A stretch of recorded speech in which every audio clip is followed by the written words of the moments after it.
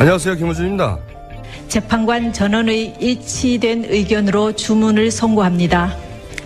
주문, 피청구인 대통령 박근혜를 파면한다. 헌재 생각이었습니다.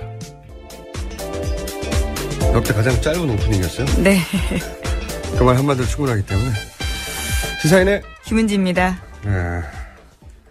어디서 그 헌재 판결 들었어요? 저는 그날 마감 날이어서요. 회사에서 들었습니다. 회사? 예. 네, 시사인이었으면 뭐 환호성이 터졌겠네요. 예. 뭐 대부분이 환호성을 터뜨릴 상황 아니었을까요? 그리고 그날 이제 세상에서 가장 무서운 그러나. 예. 몇 번씩 가슴이 출렁였습니다. 예. 그러나가 그렇게 무서운 단어인지 몰랐죠. 예. 그러나, 그런데 할 때마다 여러분들이 가슴이 철렁철렁 하셨을 텐데, 저희 뉴스공장을 들은 분들은 그나마 앞에 나쁘면 인형이고 앞이 좋으면 거꾸로 기각이다. 제가 말씀드렸잖아요. 네. 예, 알고도 들어도 걱정되더라고요. 네, 그렇게 심장에 무리 가는 분들을 위해서 저희가 오늘 노래를 하나 준비했습니다. 노래를 듣고 방송을 이어가기로.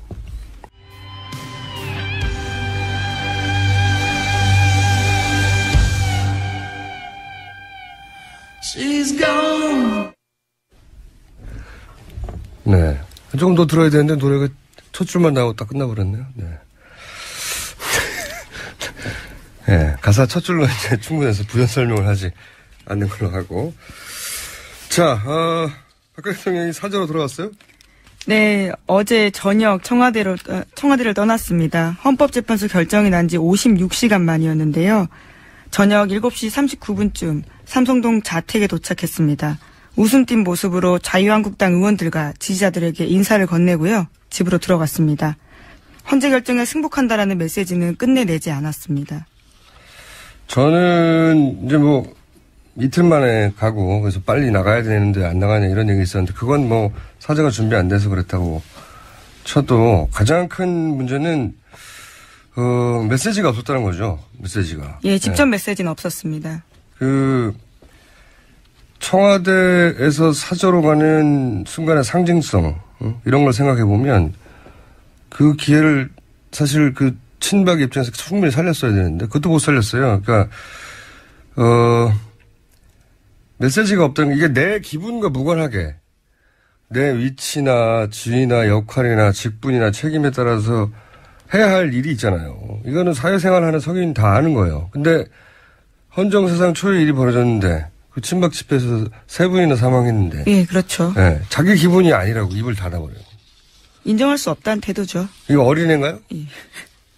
이거는 대통령 자질을 따지기 전에 정상적인 성인 축에도 못 드는 겁니다. 아니, 내 기분이 아닐 수 있죠.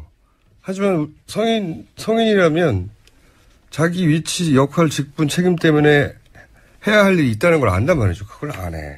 예. 게다가 저는 그 사저로 돌아가는 순간, 아까도 말씀드렸지만, 전 국민을 향해서 필요하다면 동정심을 불러일으키거나, 혹은 자기 존재감을 만들어내거나, 최상의 찬스거든요. 다들 보고 있는 순간이기 때문에, 그 상징성이 대단하니까. 근데 한 게 이제 박사모 집결이에요. 아직 우리는 죽지 않았다, 우리 무시하지 마자, 뭐 이런 거거든요. 네, 또 트럼프기 똑같이 나오고요. 성조기 비슷한 것도 나오고 했었습니다. 네, 이거는 사실 동정심을 가질 만한 분들, 그분들하고 이런, 분리시키는 거예요. 아, 자기들끼리 결국 노는구나. 뭐, 위로해줄 사람 저 옆에 있구나. 하수도 이런 하수가 없어요. 어떤 이런 연출을 하는 건지. 박사모는 또 오전부터 거기 가 있었잖아요. 네, 취재진들 엄청 또 때렸습니다. 취재진들 왜 이렇게 때리나 몰라요. 박사모가 어떻게 알았겠어요? 오전부터 거기 가 있는. 기자들 몰랐는데. 미리 연락한 거예요, 박사모에는. 당연히. 그리고 이제 방송을 보신 분들은 아시겠지만 카메라가 자꾸 태극기로 가려졌잖아요. 네네. 그거는 현장에서 도망갔다던 박사모 회장 있지 않습니까? 네. 그분이 현장 지휘를 했어요. 제가 알기로는. 그래서 MBC 지미집 있잖아요. 네. 그 카메라를 제외하고는 다른 모든 카메라를 태극기를 가렸어요, 계속. 예, 그렇죠. 일부러. 그리고 왜 박근혜 전 대통령이 이제 박사모 회원이 만든 판넬 그 앞에 쭈그리고 앉아서 사인하고 했잖아요. 어떻게 그 폴리스 사인하고 그 경호 라인을 뚫고 거기까지 들어갔겠어요? 그거 다 연출된 거거든요. 저는 자기들이 가진 가장 큰 카드를 이런 팬클럽 행사 연출로 날려버리는 걸 보고 참 감사한 마음이 들었어요. 야, 와, 하수구나. 누가 브레인인지 박수를 보내드립니다. 네. 이번 대선에서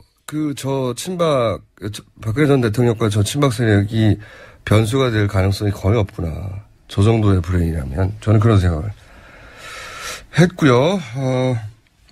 대독 메시지가 있긴 있었죠. 네, 민경욱 의원이 대신해서 메시지를 전달했는데요. 4문장이었습니다. 이런 이야기인데요. 제게 주어졌던 대통령으로서의 소명을 끝까지 마무리하지 못해 죄송하게 생각합니다. 저를 믿고 성원해 주신 국민 여러분께 감사드립니다. 이 모든 결과에 대해서는 제가 안고 가겠습니다. 시간이 걸리겠지만 진실은 반드시 밝혀진다고 믿고 있습니다. 제일 마지막 문장이 핵심인 거죠. 그렇죠. 진실이 반드시 밝혀지겠죠. 뭐 서로의 진실이 다른 걸로 알고 있으면 될 것 같습니다. 더 많은 진실이 밝혀지겠죠. 예. 그런데 누구랑 같이 있다고 뉴스가 나와요? 지금 박 대통령, 네. 박 전 대통령 말씀하시는 거죠? 지금은 사저에 계속 있으면서요. 이영선 경호관이 계속 보좌를 하고 있다라고 어제 채널A가 보도했습니다. 청와대에서 삼성동으로 파견한 20여 명의 경호 인력에 포함되어 있다라고 하는 건데요. 이 경호관 같은 경우에는 현재 불구속 기소된 상태거든요. 그런데도 거기에 끼어 있는 거고요. 게다가 윤전추 행정관도 어제 사저까지 동행한 모습에 얼굴을 드러냈습니다. 그러니까 삼성동 집에 합류할 가능성이 큰 거죠. 그렇군요. 근데 오늘은 저희가 일반 뉴스 말고 탄핵의 결정적 장면들을 한번 되짚어 볼까. 김어준 해석 판으로. 우선 저는 이정미 재판관의 헤어롤 있지 않습니까? 크게 화제가 그렇죠. 된. 굉장히 화제가 됐죠. 네. 이 대통령 박근혜를 파면한다 하는 문장하고 저는 완벽한 수미 쌍관, 완벽했다라고 봐요. 그 헤어롤이. 이번에 안 단어인데 정수리 뽕이라는 단어가 있더만요. 그런가요? 저도 지금 처음 듣는데요. 남성들은 M자 탈모가 예. 있겠습니까? 여성들은 중년이 되면 정수리 쪽에서 탈모가 일어난대요. 그래서 이 여성들에게는 이 정수리의 볼륨이 굉장히 중요한 거랍니다. 네. 여성들의 자존심이라고 할까요? 네. 그런데 저도 이번에 알아서 정수리 뽕이라는 단어가 따로 있어요. 검색을 치면. 근데 박근혜 전 대통령이 세월호 7시간 변명하면서 여성의 사생활이라는 단어를 꺼냈잖아요. 그렇죠. 네. 계속해서. 예. 이 말이 여성은 사생활 때문에 국가적 재난에 적절히 대처할 수 없다. 이런 이미지를 주는 자기 살자고 여성을 마치 열등한 정치가로 팔아치워버리는 그래서 이제 일반 여성들이 이제 분노와 수치감을 느끼는 거거든요. 그런 단어에. 김지훈 기자 마찬가지 아니에요? 김은지입니다. 죄송해요. 황당하죠. 그런 이야기예요. 사실. 그러니까요. 예. 굉장히 분노를 느끼고 수치심을 느끼는 건데 근데 저는 이 이정미 헤어롤이 여성들에게 큰 위로가 됐을 거라고 봅니다. 왜냐면은 이 정수리 뽕으로 상징되는 중년 여성의 여성성 여전히 챙기는 거예요. 동시에 그 롤을 직접 했다는 거잖아요. 보니까. 네. 평범한 일상이라는 거죠. 그분도. 그런데 이걸 한 걸 잊어버린 거 아니에요. 그렇죠. 일에 쫓기다 보니까 정신이 없어서 그런 걸로 보입니다. 이게 1,000원짜리. 그런 걸 하고 그걸 잊어버릴 만큼 일에 집중한 전문가로서 이 대통령 탄핵을 책임진 헌재 소장 역할이 어마어마한 역할을 하죠. 그렇죠. 네. 그런 역할을 동시에 수행한 거죠. 그러면서 이제 그 모습으로 대통령 박근혜를 파면한다 이런 선언하는 장면을 보면서 저는 박 전 대통령한테서 받은 이제 모멸감 그거를 대한민국 여성들이 이제 위로받았다. 제가 보기에는 굉장히 상징적인 장면이었다고 보고. 네, 외신도 굉장히 관심을 많이 기울여서요. 그 비슷한 해석들의 기사들이 나오기도 했습니다. 저는 그 롤은 받아서 역사박물관에 전시해야 된다고 봅니다. 굉장히 역사적인 물건이라고 보고요. 자, 결정적인 순간. 네, 김어준 해석의 결정적인 순간. 첫 번째는 JTBC 태블릿 보도. 네, 이 탄핵 국면 전체를 통틀어서 가장 중요한 보도였죠. 역사책에 또 등장할 보도라고. 예, 지난해 10월 24일입니다. 근데 결정적인 순간은 그 보도에 대한 박 전 대통령의 대응이죠. 예. 첫 번째 담화. 최순실 존재를 인정해버렸어요. 저는 그때 정치적 자살에 해당된다고 제가 표현했었는데 그때 계속 그래왔듯이 거짓말하고 뭐 은폐하고 우겼고 그랬으면 혼란은 컸지만 여기까지 않았습니다. 네. 그 인정하는 순간 설마 아닐 거야라고 믿고 싶은 지지층이 있었던 걸 와해시켜버린 거거든요. 사실 그런 일이 있을 거라고 상상하기 쉽지 않았던 점이니까요. 대통령이 부인했다라면 계속 논쟁은 있었을 것 같습니다. 계속 논쟁은 있었겠지만 아닐 거라고 믿고 싶은 지지층은 와해되고 그리고 이제 언론에서 보자면 금기가 무너져 버린 거예요. 의혹이 아니라 사실을 확정해버렸으니까. 그렇죠. 예.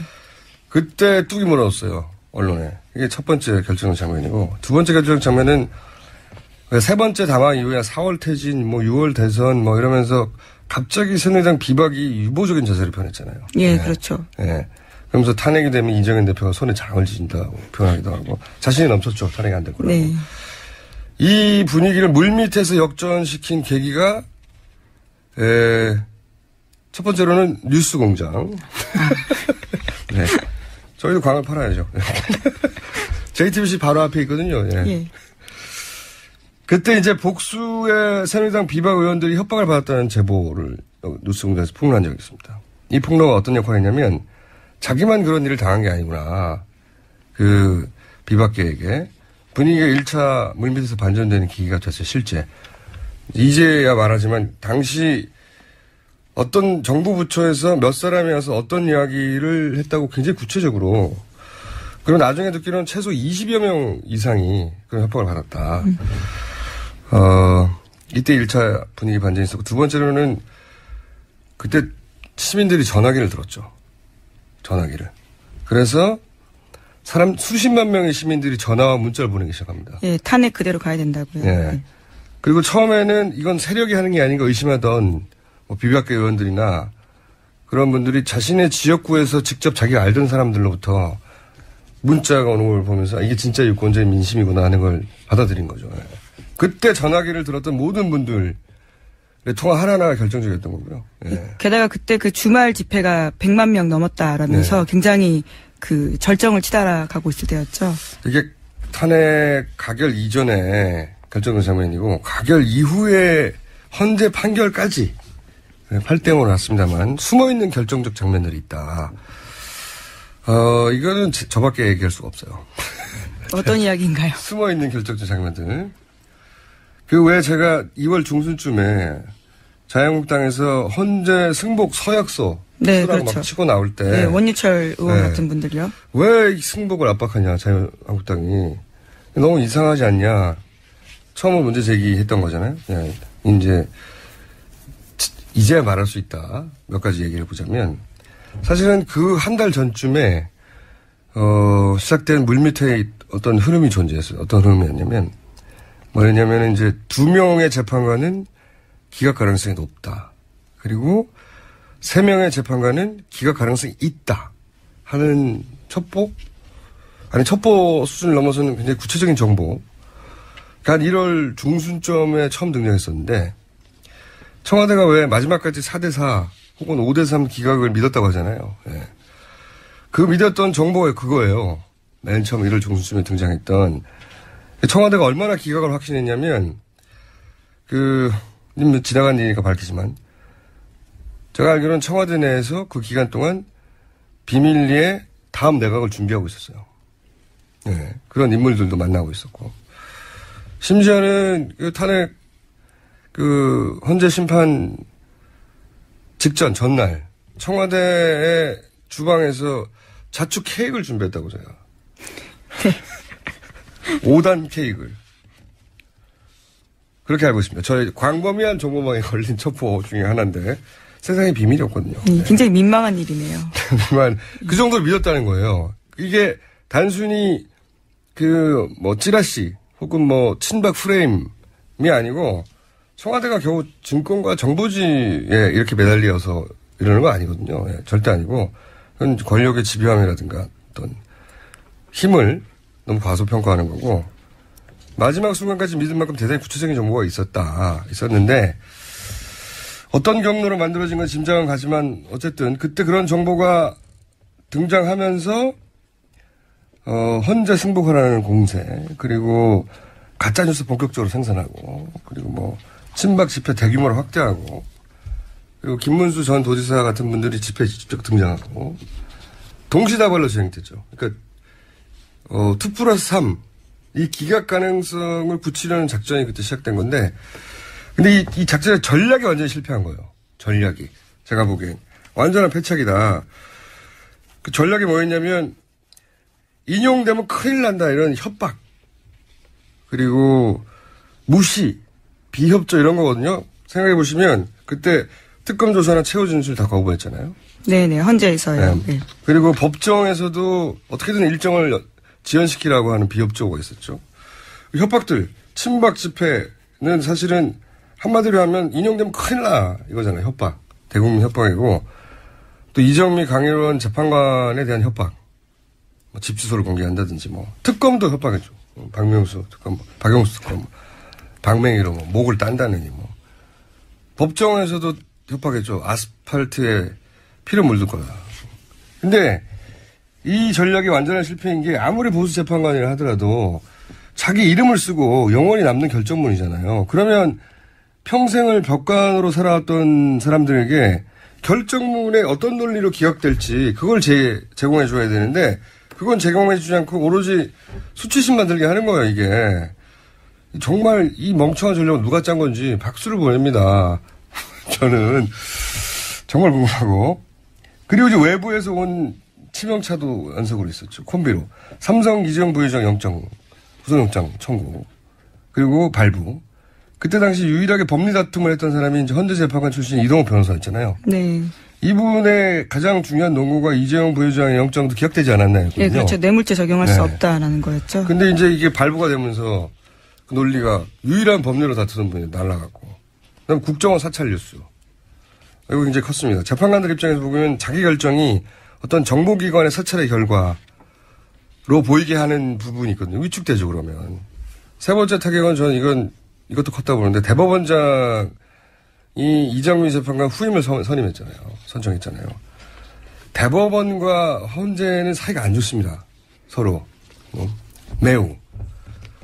그런데 이거는 3월 13일 이후로 헌재 판결을 연기하라고 하는 아마도 친박 사이드에서 압력과 헌재 영향을 주면 안 된다고 하는 어떤 원론 사이에 타협을 해가지고 그 헌재 판결 직전에 이런 임명을 했잖아요.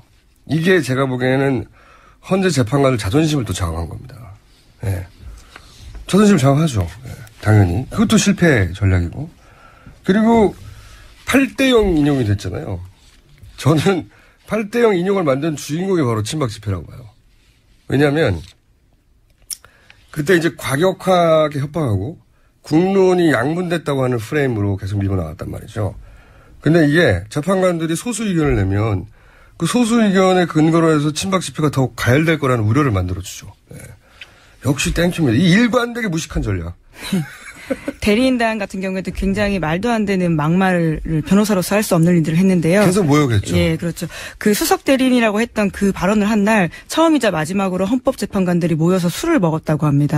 그날 뭐 거의 통음하듯이 서로 토론을 했다고 하던데요. 네. 그런 것들이 굉장히 나쁜 전략이었던 거죠. 그러니까 일관되게 재판관들이 거기다 쓸 그 어떤 논리 하나 제공하지 않고 계속 압박했단 말이죠. 이 전략을 세운 브레인에게 박수를 보냅니다. 그들을 스스로 만들어낸 거예요. 그리고 강일원 재판관의 존재도 저는 굉장히 중요했다고 봅니다.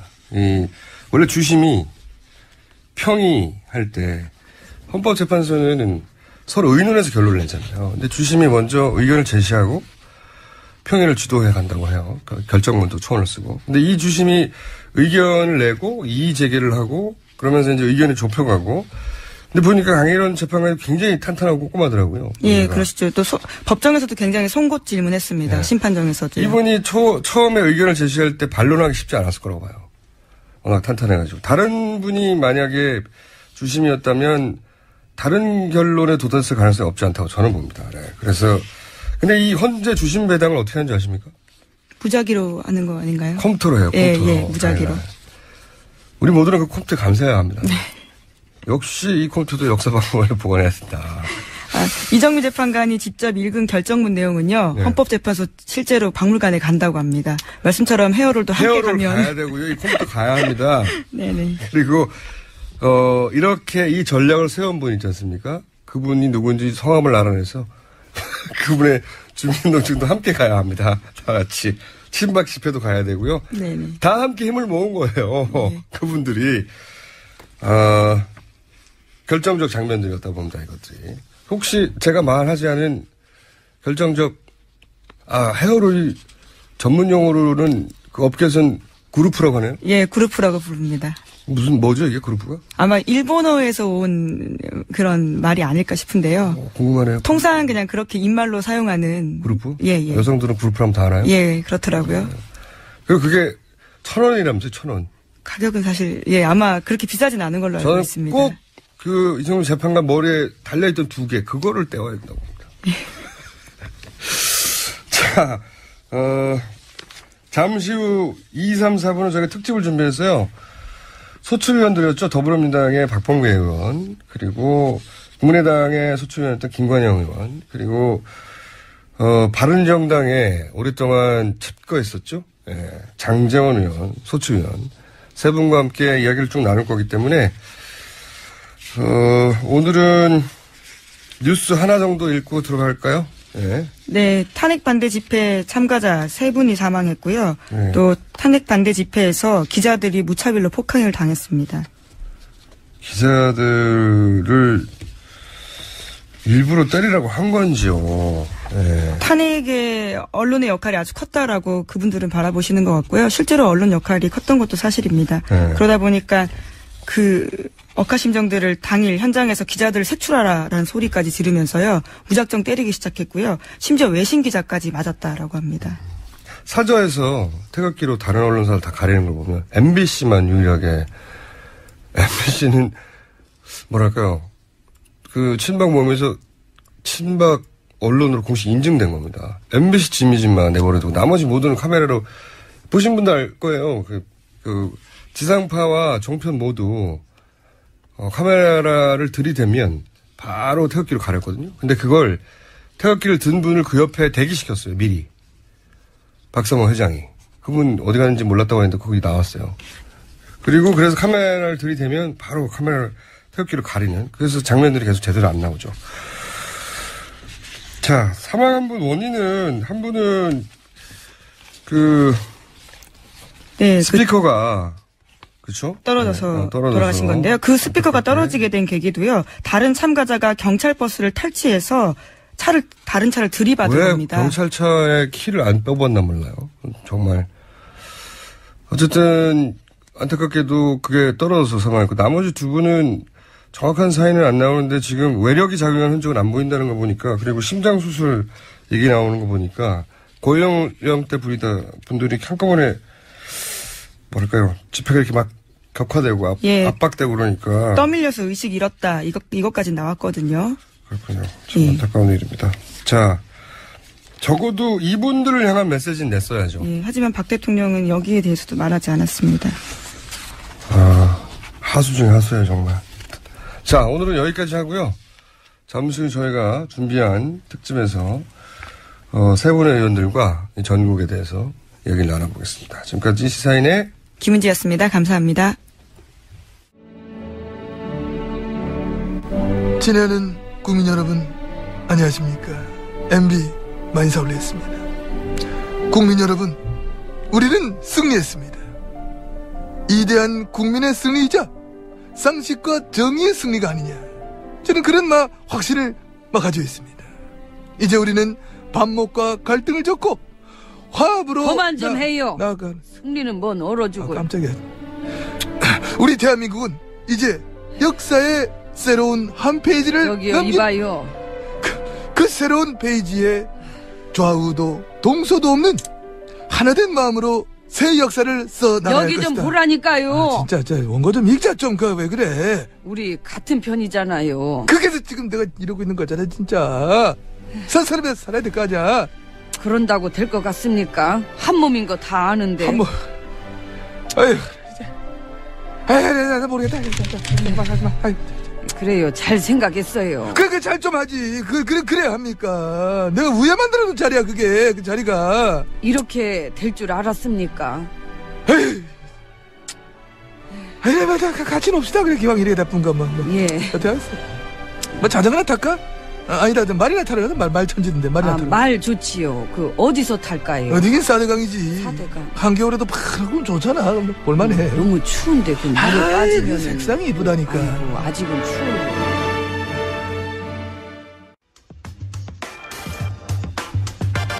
자, 오늘은 특집으로 준비했습니다. 더불어민주당의 박범계 의원 나오셨습니다. 안녕하십니까? 네, 반갑습니다. 국민의당 김관영 의원님 나오셨습니다. 안녕하십니까? 네, 안녕하세요. 김관영입니다. 바른정당에 오랜만에 나오신 장재현 의원님 나오셨습니다. 안녕하십니까. 장재원입니다. 어디 가셨었어요? 글쎄 제가 한 3주 방송을 출연을 못했습니다. 이 세 분의 공통점은 탄핵소추위원이었다는 거. 네, 세 분의 공통점은 그런 공통점이 있습니다.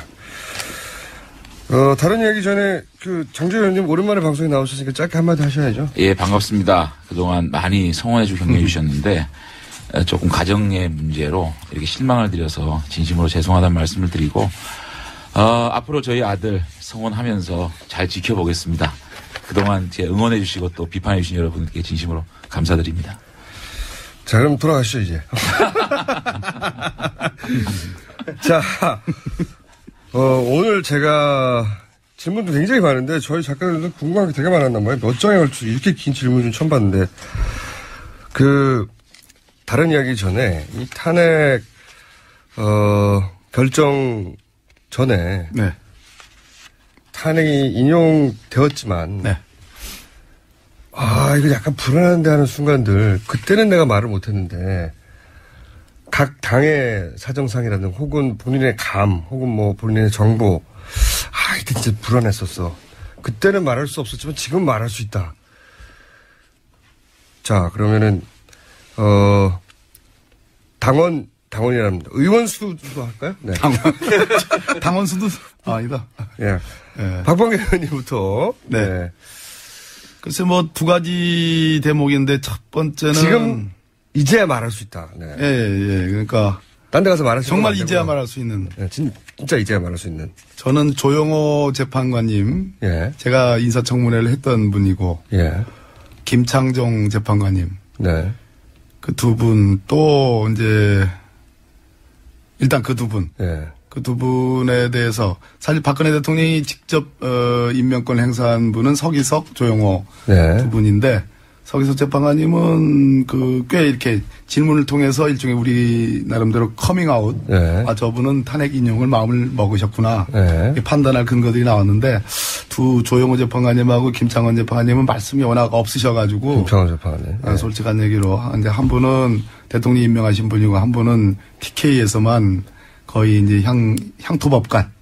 지역법관을 하셨던 분이라. 불안하셨죠. 불안했습니다. 네. 네, 그래서 끝까지, 이제는 말할 수 있습니다. 끝까지 저분들 말씀이 없으셔가지고 어떤 생각을 갖고 계신가 했는데 저는, 탄핵 인용 결정이 나기 전에 한 일주일 전부터 8대0으로 갈 거다. 이제 이런 예측을 공개적으로 했는데요. 왜냐하면 탄탄하게 5명 내지 6명의 탄핵을 인용해야 된다는 법정 의견을 갖고 계신 재판관님들이 혹시 설득을 할 가능성이 매우 높다. 이렇게 봤는데 아니나 다를까 열어놓고 보니까 두 번 재판관님도 흔쾌히 인정을 하셨고, 그 다음에 가장 직접적으로 정말 살떨린 시점은 탄핵을 선고하기 직전에 이제 재판관님들이 그 대법정에 입정하기 전에 손범규 변호사하고 대통령 측에 또 이동욱 변호사님이 두 분이 이렇게 표현하면 좀 그렇지만 굉장히 밝은 표정이었어요? 밝은 정도가 아니라 이게 귓속말도 하고 웃고 그래서 제가 당황해가지고 우리 김관영 의원님하고 장재현 의원님 쪽으로 가서 권성동 위원장님 그리고 또 우리 진행했던 우리 헌재 재판장에서 그 내에서 들어오기 전에 들어오기 전에 그분들 들어오기 전에 재판관 들어오기 전에 그래서 야 이거 무슨 일이 있는 거 아니야? 이거 어떻게 되는 거야? 자기들만 아는 정보가 있는 거 아니야? 그러니까 아주 살뜰렸습니다. 서늘하셨고 그 두 대목은 아주. 그분들은 기각을 확신하셨던 것 같아요 보니까. 이유는 모르겠어요. 그러니까 이제 판단이 아주 미숙한 거죠. 저기 장전 의원님 의원 수로 보면 국민의당이군요. 네. 제가 서운하려고 그랬습니다. 예, 큰일 날 뻔했네요. 예. 저는 이제 이정미 재판관이 오늘 퇴임하지 않습니까? 예. 그렇기 때문에 그 대통령 측에서는 3월 13일을 넘기는 작전 이것을 그렇군요. 아주 네. 막판에 아주 강하게 했었습니다. 예. 그래서 3월 13일을 넘기면 재판관이 7명만 남기 때문에 후임 선정했죠. 네. 네. 아니, 지금은 뭐 이제 지난번에 변론 종결을 하고 난 다음에 대법원장이 후임자를 선임했지만 네. 그 당시에는 변론 종결되기 전까지는 후임자도 선정이 안 된 상황이고 네. 또 설사 후임자를 선정했더라도 국회에서 청문회 절차나 전부 거쳐가지고 임명되려면 거의 한 달 가까이 이렇게 시간이 네. 걸리거든요. 그런 상황에서 이 마지막 한 2주 전부터는 집요한 지연작전을 그렇죠. 펼쳤습니다. 그래서 3월 13일이 만약에 넘어가 버리면 저는 대단히 쉽지 않을 거다. 그렇겠죠. 그리고 예. 7명만 남게 되면 7명 중에 1명이 병원에 입원해 버리면은 진행이 안 되는 거거든요. 예. 예, 그래서 그 작전으로 가는 것. 마지막에는 또 그 작전 중에 하나로 대리인단이 총사퇴하는 것까지도 예. 뭐 자기들이 의미심장한 결단을 할 수밖에 없다라고 그런 얘기까지도 했거든요. 그래서 야 이거 최악의 경우는 저 사람들이 극단적인 선택 대리인단이 총사퇴하면서 뭐 또 새로운 대리인단 선임해야 되기 때문에 시간 달라 또 기록을 읽어봐야 되기 때문에 시간 달라 이런 식으로 하면서 다시 또 지연작전을 할 가능성도 있겠다. 그렇게 되면은 이게 일주일만 밀려도 확 밀려버리고 몇 달이 몇 달이 걸리는 것이 아니라 아예 이제 인용이 안 될 가능성이 생겨버리기 때문에 대법원장을 근데 그 대법원장이 그 후임을 발표한 것은 저는 결정적 패착 중에 하나였다고 봐요. 왜냐하면 헌재 재판관들 입장에서는 굉장히 자존심이 상했을 거라고 봅니다. 아니 왜 개입해? 우리가 다 결론 거의 다 냈는데 패착이었다고 보지만 그때 살 떨리셨군요. 네. 네네. 그러니까 후임자를 임명은 저희들은 기본적으로 변론 종결이 된 이후라면 이제 재판을 더 이상 진행하지 않겠다라는 것을 선언을 했기 때문에 그 다음에 후임자를 임명하는 것은 뭐 대법원장으로서는 정상적인 또 후임자 임명 과정이기 때문에 그럴 수도 있겠다. 근데 헌재 판결 이후에 했었어야 되는데. 그렇죠. 네. 그거는 또 전에 할 이유가 맞습니다. 없는데. 예, 네. 그거는 또 여러 가지 얘기가 있지만 예, 그런 대목이 있었던 것 같습니다. 장재현 의원님 힘내시라는 문자가 제법 오는데 의원실에서 보내는 건가요? 글쎄요. 자, 의원님은 불안했던 순간들이 일단 개인적으로 불안하셔가지고, 그죠? 그 얘기는 조금 이따 하고요. 사실 저는 뭐 우리 탄핵 소추위원들 대부분이 이 법률가시예요. 네. 판사 출신이고 또 검사 출신이고. 본인은 아니신데 어떻게 예, 저는 들어가셨어요? 이제 사실은 그 법률가 출신이 아니지만 권성동 위원장께서 개인적으로 저하고 대학 선후배고 해서 정무적으로 조금 조언을 해달라. 그래서 제가 소추위원회 들어갔는데 많은 이제 법률 전문가 분들은 뭐 하나 뭐 헌법 위반 사례가 5개, 법률이 다 8개다. 또 헌법재판관의 성향이 어떻다. 이런 것들을 잘 아시니까 네. 굉장히 불안해 하실 부분이 좀 있을지 모르겠는데 일반적으로 국민들의 보편적 상식에서 이것이 불안할 시점이 있는가. 또 마지막 날 탄핵 그 결판 나는 날 많은 의원님들이 모여서 야 이게 너무 저쪽에서 이동업 그 변호사하고 김홍민 변호사 너무 밝은데. 너무 밝고 웃지 않느냐. 그래서 제가 그랬어요. 이춘석 의원님 계셨는데 이게 탄핵 인용이 안 되면 뭐가 됩니까?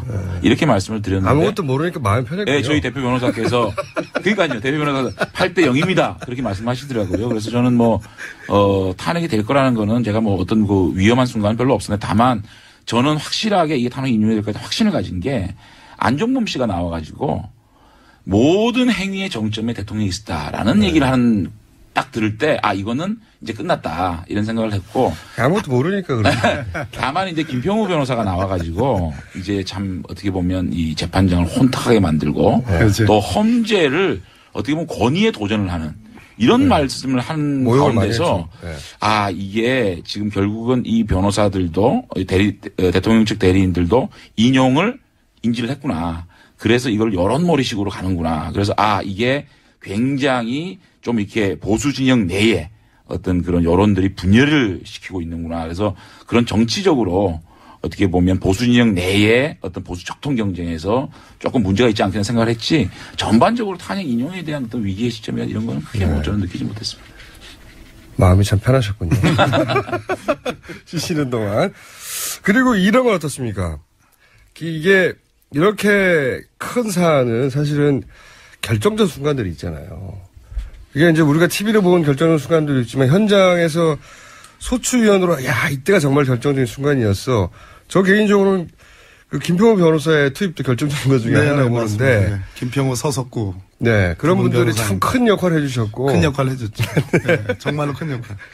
제가 보기에는 이번에 이제 선고를 하고 놓고 보니까. 네, 쭉 되돌아보시니까. 네, 선고문의 구성 자체도 그렇고 사실은 전체적으로 이제 대통령 공무원 임면권, 언론의 자유, 세월호 이 부분이 다 그러나로 다 이 배척이 된 거 아니겠습니까? 네. 정말로 그때는 이러다가 진짜 마지막 몇 개 안 남았는데 이제 몇 개가 아니라 딱 하나 남은 거죠. 그러니까요. 기각되는 거 아니냐 했더니 이제 마지막에 이제 국정 개입 행위와 이제 권한 남용 행위로 인정을 한 건데 사실 엄밀하게 보면은 이번 8분의 헌법재판관님들이 가능한 한 박근혜 대통령을 탄핵시키지 않는 방법. 그러니까요. 탄핵을 안 시켜도 되는지에 대한 고민이 있었어요. 그러니까요. 보수적 성향의 재판관들은 그렇게 했던 것 같아요. 예. 굉장히 이제 우리가 이제 예전에 재판을 해보면 이것은 유죄인지 무죄인지 뭐 일종의 그 무죄 추정 원칙이라는 게 있지 않습니까? 사실 이번에 대통령 파면 절차인데 이번에도 무죄 추정 비슷한 그런 원리가 작동했고 설사 법 위반이나 헌법 위반이 있어도 대통령이 반성을 한다면 즉 복직해서 정상적으로 대통령직을 수행할 수 있을 가능성만 있다면 사실은 탄핵을 안 시켜도 된다라는 생각을 갖고 계셨어요. 판결문을 보면. 판사 출신으로 한다 이거죠. 예. 그러니까 그런데 해보신 분들이 이런 걸 아시는데 장 의원님 말씀처럼 김평우 변호사님하고 서석구 변호사님 이분들이 투입이 되면서 분위기가 이제 달라졌습니다. 예. 그러니까 제가 보기에는 완전히 이제 뭐 재판 끝났다라고 오판한 것도 있지만 사실은 대통령과 대통령을 지지했던 세력의 힘을 과신해가지고 그러니까요. 이렇게 선동을 하면 상당 부분 확 일어나고 실제로 많은 뭐 소위 진박 집회라는 것이 그냥 티밥 튀기듯이 확 불같이 일어난 건 사실이거든요. 알았는 표현은 아니네요. 티밥 튀기듯이. 점잖은 표현은 아닙니다만은 그 힘으로 사실상 헌법재판관들을 설득시킬 수 있었다라는 오판을 했을 가능성이 높은데 오히려 그것이 헌법재판관들의 영린을 건드리고 자존심을 건드리고 대통령과 대통령 둘러싼 심지어 대리인들조차도 이렇게 막 가면 이런 분들을 원직으로 복직시켰을 때 그 국정농단은 다시 또 개시될 가능성이 있다라는 그 판단을 한 것 같아요. 그럼 두 분 변호사의 투입이 결정적인 순간이었다? 패착이죠. 패착. 지금도 마찬가지. 결정적인 순간은 딱 그때밖에 없었습니까? 보시기에? 꽤 있었죠. 아까 좀 처음에 말씀드린 것도 있고. 그런 정보를 얻었을 때 혹은 이 두 분은 굉장히 정보라기보다는 계속 우리 김어준 총재님이 계속 그 부분을 저를 한 달 동안 저를 이제 신문하고 계시는데 정보라기보다는 분석상 저는 이 탄핵 재판이 쉬운 재판은 아니라는 것을 알고 있었습니다. 판사 출신으로서. 탄핵 재판이라고 하는 것이 기본적으로 헌법재판소가 그 절묘한 시점에 이렇게 드시고 그러세요, 그걸. 헌법재판소가 증거를 강제로 수집할 수 있는 권한이 있는 것이 아니기 때문에. 그러니까요. 이미 수집된 정보를 주로 제출하고, 헌법재판소에서 새롭게 할 수 있는 것은 증인 듣고, 증언 듣고, 이런 방식이거든요. 그러다 보니까, 증거 수집, 특히 제가 볼 때는 대통령을 직접 신문할 기회가 없었지 않습니까? 그것 때문에 추가적인 사실 확인하는데 상당히 애를 먹었고 그것이 이번 헌법재판소의 판결에 공무원 임명권 남용을 위한 남용을 통한 직업 공무원제 본질을 해치지 않았냐 그 부분하고 세월호 부분하고 언론 침해 부분하고 이 세 개 부분은 이제 어떻게 보면 인정이 안 됐는데 그 부분은 제가 재판 과정을 지켜보면서 마지막에 결국은 대통령이 개입했냐 개입하지 않았냐 대통령이 누구에게 지시했냐 이 부분이 밝혀져야 되는데 그 부분을 밝힐 수 있는 기회가 없었다. 그렇기 때문에 결국은 이제 지금까지 드러난 증거에 비추어 봐도 인정하기가 어렵다. 이제 이렇게 판결이 날 수밖에 없었다라고 생각이 됩니다. 결정적 순간 의원님이 보시기에 이때가 결정적이었어. 이런 순간은 없으셨어요?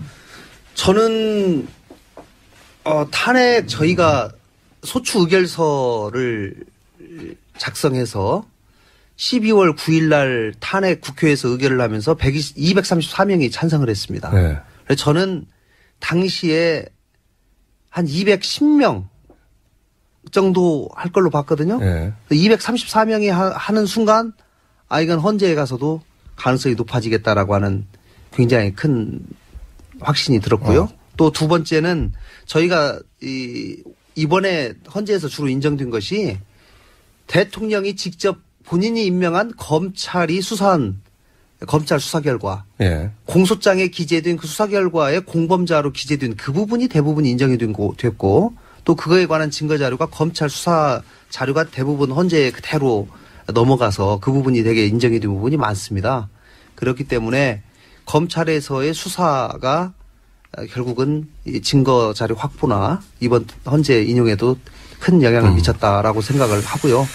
헌재에서 증언 과정에서는 안종범 씨의 증언이 저도 아까 우리 장 의원님 말씀하신 것처럼 가장 결정적이지 않았나 싶습니다. 우리 그 법률 전문가 마음이 급하셨어요? 법률 전문가들께서는 너무 오랫동안 말을 못 하셔가지고 3주 동안. 아니, 말 좀 줄이겠습니다. 그러니까 복잡하게 생각하시는 건데. 복잡하게 생각하시는 저는 이게 쭉 보면은요, 이번에 이정미 그 소장 대행께서 이게 쭉 읽어내려 가시는 거 보면은 다시 한번 느꼈어요. 법은 상식이다. 법은 절대로 상식에서 벗어나지 못한다는 느낀 게 사실 한번 보자고요. 세월호 문제 같은 경우에도 세월호 문제가 대통령의 성실 의무를 위반하지 않은 건 아니다. 뭐냐면 성실 의무라는 게 좀 모호하다. 성실 의무라는 것을 탄핵의 어떤 종목으로 넣기는 좀 힘들다라는 얘기를 하신 거예요. 무슨 말이냐면 성실 의무를 100을 위반을 해야 탄핵인데 80이냐 90이냐 100이냐 이렇게 계량화할 수는 없는 것이 아니냐. 그런 차원에서 기각이 된 부분이고 인사농단이나 언론농단도 세계일보 문제는 문제가 있다. 다만 이것을 누가 지시했는지 정확하게 밝혀지지 않았다는 얘기를 한 거고 마지막에 저는 그 이번에 이정미 재판관의 어떤 그 하이라이트가 특검과 검찰 수사에 협조하지 않은 거. 그다음에 대국민 담화가 진실성이 없었던 거. 이게 대통령으로서의 어떤 자격을 어떤 그 재판대에 놓고 이것을 만약에 대통령을 탄핵을 하는 것이 대한민국의 이득이냐. 탄핵하지 않는 것이 이득이냐 놓고 봤을 때 헌법 수호 의지가 없는 대통령을 탄핵하는 것이 대한민국의 이득이다. 이런 차원에서 정말 보편적인 상식에서 이것을 판결하기 때문에 저는 앞으로도 이 재판문을 보게 되면 어떤 사람이 대통령이 돼야 되고 새로운 리더십을 어떤 사람에게 부여해야 되는지의 것을 좀 명확하게 우리 사회가 앞으로 나아갈 방향을 좀 지향을 해준 부분이기 때문에 굉장히 몽문이었다는 생각이 들고 결정적인 순간 아까 말씀드린 안종범 그 씨가 나와가지고 한 얘기고요. 그러니까 개인적으로 보면 12월 9일 날 탄핵하기 전에요. 사실 모든 시선이 그 당시에 새누리당 비주류 쪽에 쏠려 있었어요. 비박이 그때 주인공이었어요. 제가 그때 이 스튜디오에 나와가지고 말씀드렸잖아요. 몇 표 나올 것 같아요. 그래서 말씀을 제가 230에서 250이다 말씀드렸듯이 사실은 저희 같은 경우에는 만약에 탄핵이 안 됐을 경우에 새누리당 비박계에 쏟아지는 비판이라든지 이런 것들을 굉장히 좀 두려워했었고 다만 이런 것들이 저희들이 결심을 하고 새누리당 비박계들이 탄핵을 주도했다.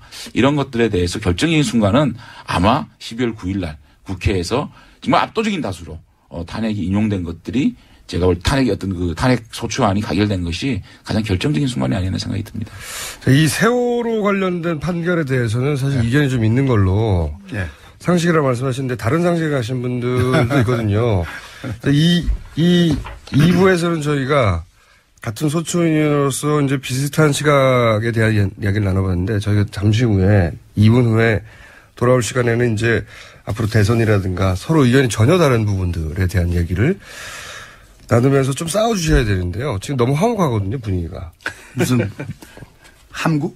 아니, 싸워주셔야 되는데 지금 너무 화목해요. 화목하. 그죠? 저는 대통령 탄핵 얘기를 묻는데 화목 안 할 수 없잖아요. 당연한 거고, 정치 얘기하면 싸우게 되겠죠. 그러니까요. 왜 싸움을 시키려고 그러지? 저는 싸움이 좋아요. 예. 화목하기 싫고요. 얼굴은 평화롭게 생기셨는데. 아니, 근데, 바른정당은 굉장히 불안해하지 않았었나? 이러다가, 만에 하나 탄핵이 안 되면 당이 날아가고 막 끝장나는 거였잖아요. 아니 근데 네. 사실은 처음에 우리 박범계 선배님 말씀하셨듯이 재판문 판결문을 읽어 나가시는데 처음에 하나, 둘, 셋 비각되는데 그러나. 야 이거 진짜 그러니까 저는 뭐 믿고 있었는데 그럼에도 불구하고 이제 앞에서 그러나 되는데 야 이제 배치 떨어졌구나. 배치 떨어졌구나. 저희는 뭐 탄핵이 기각되면 정말로 저희들이 뭐 그냥 뭐 말로 사퇴하겠다는 생각이 아니고 이거는 정치적 책임을 져야 된다는 생각이기 때문에 사실은 뭐 사퇴를 강하게 할 생각이었습니다. 사실 의장님이 발리를 하시더라도 저희는 사퇴를 하려고 생각이기 때문에 지금이야 이거 무슨 말을 못해요. 저희는 진짜 그런 진정성을 가지고 이번 탄핵이 임했다는 그러니까 그때 가슴이 철렁철렁 하셨죠. 철렁보다는 이게 왜 이럴까. 만약에 이것이 탄핵이 기각이 됐을 때 사실은 뭐 개인적으로 국회의원 그만두는 생각도 있었지만 야 과연 대한민국이 이래 정말 이게 갈 수 있어. 그때도 대한민국을 생각하셨어요? 네. 본인보다 앞서서 무슨 말을 못합니까 지금. 자 지금 저희가 박범계 의원님, 김관영 의원님, 장제원 의원님과 얘기 나누고 있습니다. 잠시 쉬었다가 8시 10분에 3부에서 이분들 다 다시 만납니다. 김어준입니다. 탄핵 소추위원이었던 박범계 의원님, 김관영 의원님, 장제원 의원님 세 분과 함께 이야기 나누고 있습니다. 장제원 의원님만 계속 검색어에 올라오고 있어요. 많은 분들이 궁금하셨나 봐요. 글쎄 이제 사실은 제가 이번에 저희 아들 문제를 겪으면서 너무 내 방식대로 저의 방식대로 이렇게 아들을 이렇게 이끌어 가려고 했던 것들이 참 저도 90대 사람이구나라는 말을 느꼈고 이제는 제가 뭐 이렇게 할 수 있는 방법은 없고 이렇게 지켜보면서 다만 우리 아들이 나이에 맞는 행동을 하면서 자기가 원하는 자아를 실현했으면 좋겠다는 생각을 해봅니다. 네. 힘내십시오. 감사합니다. 네, 저도 아들 3명이 있는데 네. 언제 터질지 모르는 화약고입니다. 항상 네, 아들은 다 할 거예요. 네. 저도 항상 걱정하고 삽니다. 어제 일요일 날 이제 서울로 올라오는데 우리 아들 고등학교 1학년짜리 아들이 장제원 의원님 아들 뜨고 있다고. 다시? 네, 그래서 제가 오늘 여기 뉴스 공장 같이 출연한다고 하니까 격리에 출연하고 우리 아들이 그러더라고요. 떠진 건 힘내세요?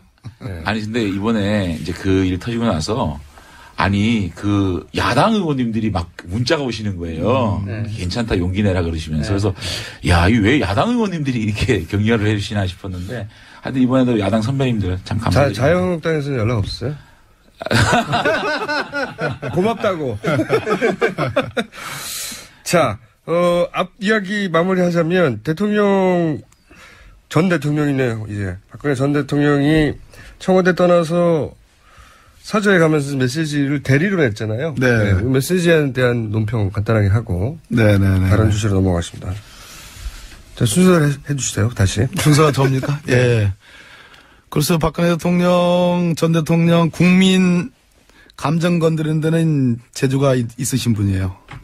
예, 저는 제가 이제 다른 방송에 나가서 예측을 대통령 메시지가 없길래 메시지가 나온다면은 어떡할 것 같느냐라는 질문을 듣고서 주문은 이번에 이제 헌재 재판에 주문과 이유가 있지 않습니까? 네. 이유를 먼저 쫙 얘기한 다음에 마지막에 피청구인 대통령 박근혜를 파면한다. 이게 네. 주문인데 주문은 헌재 결과의 승복, 이유는 불복. 이렇게 모순된 메시지가 나올 가능성이 높다 이렇게 판단했는데 뭐 비슷하긴 했어요. 예를 들어서 안고 가겠다. 네. 이거는 마치 이제 승복하는 그런 메시지였는데 네. 바로 뒤 문장이 나온 네. 문장이 진실은 반드시 밝혀질 것이다. 결국은 진실 밝혀져 봤자 뭐 박근혜 대통령 더 나쁜 일 한 거 더 많이 밝혀져 가지고 오히려 죄만 더 많아지는 거지 뭐 그렇게 말씀하시면 국민들 화 돋구는 일이니까 글쎄 저걸 무슨 계산으로 한 것일까 정무적으로 한번 판단해 봤는데 대통령 선거는 아닌 것 같고요. 워낙 지금 대통령 대면 조사와 청와대 압수수색 또 뭐 출국 금지 이런 것들이 다 남겨져 있고 지금 최순실과 다 공범 관계인데 최순실 기소된 것만 가지고 유죄가 한 3분의 2만 나와도 제가 보기에는 형량이 엄청나거든요. 얼마나 나올 판사하셨으니까. 지금 아무튼 최소 10년 이상은 나오는 이런 사례인데 최순실 씨가 10년 이상. 10년 이상. 뭐 아니면 많게는 보는 분들은 뭐 무기징역까지도 보는 수가 있다는 건데요. 박근혜 대통령의 경우에 만약에 그 혐의들이 다 공범 관계로 돼 있습니다. 그럼 마찬가지로 그 정도. 아무튼 뭐 중한 매우 중한 범죄니까. 최순실보다는 더 중하다고 봐야죠. 네, 그래서 그 걱정까지도 앞서서 저러시는 건가. 뭐 지난한 법정 투쟁을 한번 해보겠다. 이런 평가를 드립니다. 저는 참 아쉬웠습니다. 국민들에게 마지막 용서를 구할 수 있는 찬스를 저렇게 날려버리는가. 그런데 이제 그동안 헌법재판소에서 제출된 여러 대통령의 대리인단이 보여준 행동, 또 마지막 대통령이 본인의 의사다 해가지고 이동욱 재판관이 대신 읽은 내용이 있거든요. 그 내용을 보면은 본인이 사익 추구하지 않았다. 끝까지 혐의를 부인했습니다. 아무런 죄가 없죠. 예, 아무런 부인이 죄가 없다고 했거든요. 네. 그것을 일관되게 할 수밖에 본인은 없겠다라고 아마 대리인단이나 측근에 있는 사람들이 조언한 것 같아요. 왜냐하면 검찰 수사를 앞두고 있기 때문에 이것을 인정하는 순간 검찰 수사에 그대로 나는 죄가 다 있습니다라고 인정하는 꼴이 되기 때문에 진실은 밝혀지겠다. 진실을 밝히는 것에 대해서 본인이 여전히 사실과 다른 부분을 밝히기 위해서 노력하겠다라고 하는 의지를 그렇게 표현한 것이라고 생각이 드는데, 저는 마지막까지도 대통령이 그 대리인단하고 회의를 하지 않았겠습니까? 수차례? 회의를 안 하는 걸로 저는 알고 있어요. 만나기 힘들었던 걸로. 아니 근데 뭐 저기 그 손범규 의원은 자주 만난 대리인도 있고 자주 안 만난 대리인도 있고 뭐 전화로 한 대리인도 있고 뭐 등등 얘기하더라고요. 근데 어쨌든지 그럼 뭐 전체는 아니더라도 대리인단 대표나 누구는 아마 분명히 뭐 만나서 회의하고 진행 상황 보고하고. 대통령의 대리인을 또 대리인단이 만난 게 아닌가 싶어요, 저는. 그래요?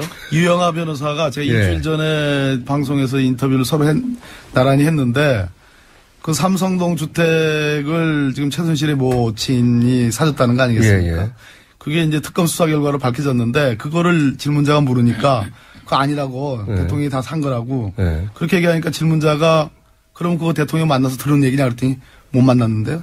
뭐 그런 식으로 얘기를 했어요. 그러니까 제가 보기엔 유영하 변호사조차도 못 만났으면 지금 대통령 대리인들 예를 들어서 뭐 서석구 또 김평호 변호사님 뭐 이동호 변호사 이런 분들 만나기 쉽지 않았을 거예요. 그 윤상현 의원이라고 전 의원. 예. 그 왜 누나라고 부른다고 하는 굉장히 가깝다고 하는 친박 의원이었습니까? 제가 알기로는 독대를 한 번 한 걸로 알고 있어요. 아, 그래요? 그래서 제가 드리는 말씀은 대리인단하고 대리인단이 대통령에게 한 번도 제대로 된 진상을 그러니까 돌아가는 상황을 정확하게 객관적으로 보고할 기회가 없었던 것 같아요. 만약에 저한테 물어봤더라면은 인용이 될 가능성이 높으니까 빨리 사절을 수리하십시오. 내가 이렇게 좀 그것도 서두르십시오 얘기를 했을 텐데 그 본인도 끝까지 정확한 상황 판단을 못 하신 것이 아닌가 싶습니다. 알겠습니다. 메시지 어떻게 보셨어요? 네, 저는 이제 지난주 금요일 날 탄핵 인용 결판 나고 주말 동안 좀 찹찹했거든요. 사실은 그게 물론 뭐 대한민국을 위해서 탄핵 인용이 되는 게 다행이라고 생각을 했지만 개인적으로 어떻게 보면 좀 짠한 마음이 있었어요. 사실 어떻게 보면 저희들이 노력해서 만든 대통령인데 이렇게 탄핵된 거라서 주말 동안 안 했는데 어저께 밤에 불복 메시지를 들으니까 야, 그건 맞아. 너무 놀라워요. 그러니까 이럴 수도 있구나 이런 생각이 들. 사실은 그 주말 동안 모든 칼럼이나 모든 사설이나 대통령께서 승복 메시지를 내야 되고 국민 통합, 치유 이런 나이가 나왔는데 진보부 상관없이 그 진보 보수가 문제가 아니라 이게 불복 메시지가 나오니까 야 이거 왜 이러실까 정말 이런 마음도 들었고 사실은 시기나 그러니까 이번에 메시지가 나온 시기나 방법, 내용 전부 다 좀 놀라웠어요. 사실은 시기도 탄핵 인용이 되면 바로 나왔어야죠. 직접 이렇게 통합 메시지가 나와야 되고 또 방법도 본인이 직접 좀 나오셔야 되는데 또 전 청와대 대변인을 통해서 말씀하시고 내용도 불복 메시지란 말이죠. 그래서 이것이 패착이 최순실 씨가 지금 감옥에 있다 보니까 연락에 지지할 사람이 없어서 제대로 어드바이스를 이런 것들이 저는 뭐 국론 분열이니 진보 보수가 나눠지니 이런 거에 큰 영향은 없을 거라고 봐요. 대부분의 국민들이 승복을 해야 된다는 성숙한 시민들이기 때문에. 그런데 다만 보수 진영 내에서 조금 이렇게 친박이냐 비박이냐 요런 좀 그 어떻게 보면 갈라치기 이런 것들 아니겠냐. 그래서 결국은 소수 친박 또 지역색 이런 걸로 끝까지 정치를 하시겠다는 뜻으로 보여지는데 저는 바른정당 입장에서는 오히려 자유한국당에다가 자 그러면 헌재 판결에 대해서 승복하느냐 승복하지 않느냐에 대해서 의원 각각이 이제는 입장을 밝힐 때다. 그러니까 이 대통령께서는 불복하신다니까 자 같이 불복하실 것이냐 같이 승복하실 것이냐에 대해서 분명한 입장을 좀 밝혀서 이제는 보수가 어떻게 보면 헌재를 불복하는 세력과 헌재 판결을 승복하는 세력이 정확하게 나눠져서 이제 보수도 재건해야 될 시점이 오지 않았냐 생각합니다. 예. 어제 승복할 수 없다 사실상 입장 발표를 민경욱 의원을 통해서 했다는 것이 굉장히 중요하다고 생각합니다. 예. 사실은 진실을 밝힌다. 이 얘기는 법정 투쟁을 앞으로 수사와 기소되면 그거를 예고한 건데 그거는 사실 법률 전문가 탄핵 방어 대리인들을 시켜야 될 일이거든요, 사실은. 왜냐하면 탄핵 심판에 대한 입장이기 때문에. 근데 정치인을 골랐고 그중에서 친박 의원을 골랐고 그중에서 청와대 대통령으로 계실 때의 대변인으로 썼던 인물을 골랐던 얘기예요. 이 얘기는 왜냐하면 어제 그 메시지는 정치적 메시지고 법정 투쟁을 하겠다라고 돼 있지만 정치적 메시지고 친박 핵심 나를 따르는 의원들을 과거에 대통령직에 있었던 의원들 중심으로 해서 무언가 재건을 하겠다. 저는 그렇게 받아들였습니다. 근데 그게 저는 그 메시지가 재건을 하겠다고 하는 본인들의 의지에 스스로 총을 쏘는 자살에 가까운 메시지였다. 이거 그래서 모일 수가 있겠어요? 사실은?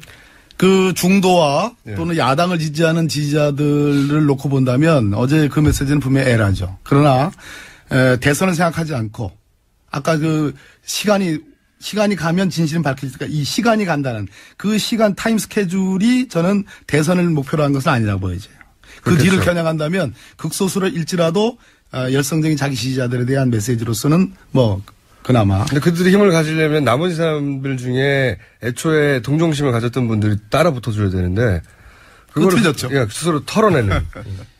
이제 제가 어저께 대통령 메시지 나온 다음에 자유한국당의 상임 고문님, 원로분하고 한번 통화를 했었는데 솔직히 이런 말씀을 하시더라고요.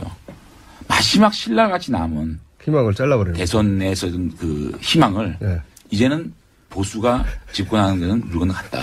이제 보수가 정말 국민들한테 어떻게 이 대선을 통해서 다시 각인시키고 하는 재정립이 필요한 거지. 야, 정말 힘들어졌다는 말씀을 하시는데 굉장히 저도 동의를 하고 어저께 대통령께서 결국은 대한민국을 위해서도 아니고 또 보수 진영을 위해서도 아니고 그야말로 소수 친박의 팬클럽. 어떻게 보면 남아있는 이것을 가지시겠다라는 모습에 안타까웠는데. 그러면서도 바른정당 입장에서는 굉장히, 자유한국당에서 탈당 많이 하겠구나. 이런 생각하시지 않았어요? 근데 지금 이제 사실은 지금 이제 보면 앞으로 검찰 수사에 나가시는 문제 또 그것이 구속 수사가 될지 불구속 수사가 될지 모르겠지만 그런 많은 과정이 있습니다. 이 과정 속에서 여론이 어떻게 변할지는 모르거든요, 사실은. 그렇기 때문에 그런 것들 지켜보면서 소수 세력들을 결집을 시키겠다는 것이기 때문에 바른정당은 지금까지의 어떤 행보하고 틀려질 게 없을 것 같아요. 자유한국당은 아까도 말씀드렸지만 이삭죽기. 아니요. 이삭죽기도 아니고 보십시오. 헌재의 결과를 수용하겠느냐 못하겠느냐라고 자유한국당은 이제 정말로 이제는 입장을 밝혀야 된다.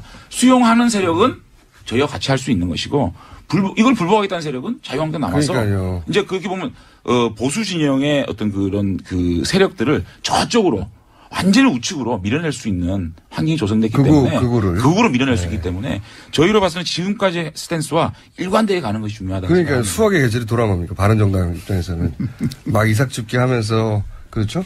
그러니까 또 그 세력들을 완전 우측으로 몰아내면 또 중도를 바라볼 수 있는 기회도 생기거든요. 좀 넓고 큰 정당. 몇 명이나 들어올 거라고 보십니까? 바른정당에? 글쎄 저희들이 이제 또 고민을 하고 있죠. 하고 있는데. 표정 관리하시면서. 많은 분들이 또 함께하지 않을까. 많은 분들이 함께하지 않을까.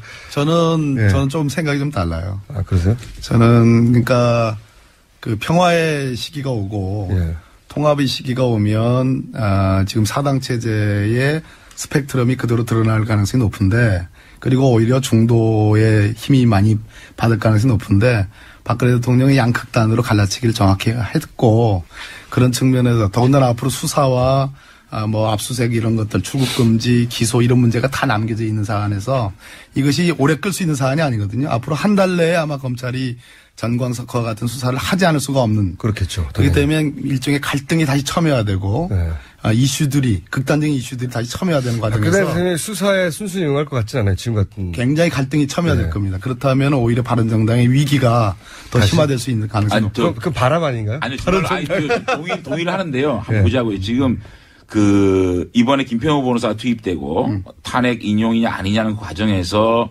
탄핵 인용에 찬성하시는 분이 72%까지 어떤 보면 72%가 떨어졌는데 이번에 탄용 결정 나고 난 다음에 보면 87%까지 올라갔거든요. 그러니까 저는 우리 국민들이 굉장히 어떤 승복 문화와 이제 시민의식이라는 게 굉장히 민주의식이 굉장히 수준이 높아졌기 때문에. 그래서 바른정당이 많이 올 거라고 생각해요. 그런 것들이 제가 볼 때는 그러한 동정은 동정이래. 어떻게 보면 굉장히 이성적으로 국가가 바로 나가야 된다고 생각하고 또 지금 더불어민주당이 45% 어떤 것들 보면 47%까지 올라가는. 49%도 나왔어요. 그죠? 네. 그러다 보면 제가 볼 때 자유한국도 확 떨어졌어요. 그러니까 그렇게 보면 그건 보이실 텐데. 너무 한쪽으로 치우치는 거를 또 우리 국민들이 견제하는 심리가 있거든요. 그러면 그러한 보수적인 합리적인 보수분들이 자유한국당이냐 바른정당 놓고 봤을 때 그래도 건전한 보수정당 바른정당을 생각을 하면은 오히려 이것이 그냥 위기일 수도 있지만 기회로 작동될 수 있다 저는 생각을 합니다. 네. 자 그러면 이제 김관영 의원께서 한번 재판을 해 주십시오. 네. 제가 재판해야 되는 건가요? 국민의당에서는 또 바른정당이 커줘야 되죠. 그죠? 네. 아니 뭐 어쨌든지 국민들은 저는 대단히 항상 합리적인 가장 좋은 결정들을 해오셨다고 저는 생각합니다.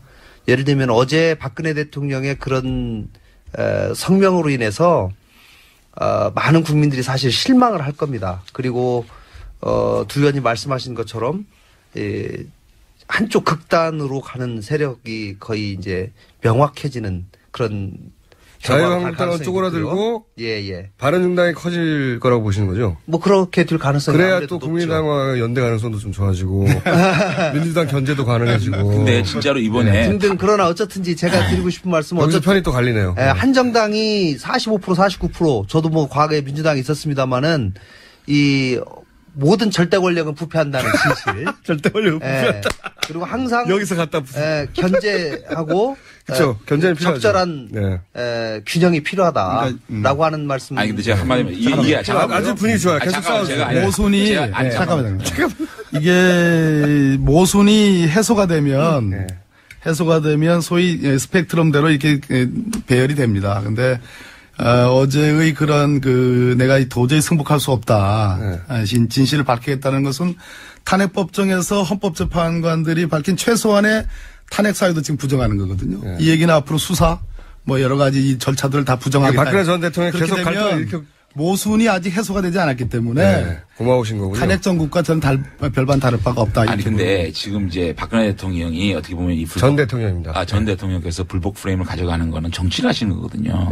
근데 이번에 탄핵 상황을 한번 돌이켜서 쭉 한번 보자고요. 최순실 국정농단 사태가 터진 다음에 이 광장에서 우리 국민들이 분노하고 그 분노를 헌법적 테두리인 국회가 가져와서 국민의 힘으로 탄핵을 가결을 하고 헌법재판소에서 보냈습니다. 근데 헌법재판소에서 보낸 과정에서 또 대통령 대리인단 측에서 이렇게 여론재판을 몰고 가고 또 국민을 분열시켰잖아요. 그럼에도 불구하고 헌법재판관들이 8대0이라는 탄핵 가결을 하지 않았습니까? 이것이 전부 다 우리 국민들의 힘이었거든요.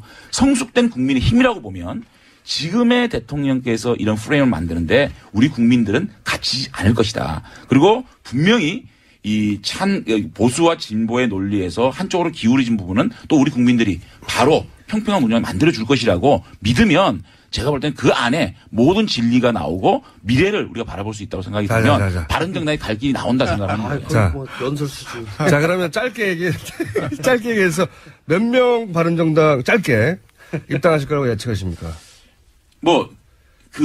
원내 2당은 되지 않을까는 예측을 30명 이상.